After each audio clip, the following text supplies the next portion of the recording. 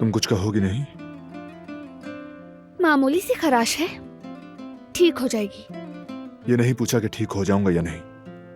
पूछोगी नहीं कि कैसे लगा, डांटोगी भी नहीं। बस इतना मालूम है कि तुम्हारा झगड़ा हुआ है।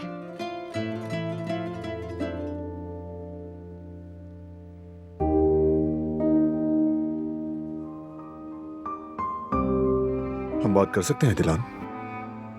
हम बात कर तो रहे हैं। कल की नहीं, आज की।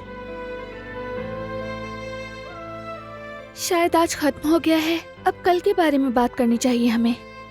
आज का दिन ऐसा नहीं था जिस पर बात ना की जाए। सिनेमा जाना था, यही कहना चाहते हो? खैर, हम फिर किसी दिन चले जाएंगे। दिलान, अरे ये देखो जरा, शर्ट की आस्तीन पर भी खून लगा है। तुम उतार दो, मैं धो दूंगी। वैसे भी खून के धब्बे आसानी से नहीं निकलते। ऐसा करती हूँ कि शर्ट फेंक देती हूँ, यही ठीक है। दिलान, इसे फेंक देती हूँ, बल्कि हर वो चीज फेंक देनी चाहिए जो दागदार और खराब हो, समझे? दिलान रिलैक्स।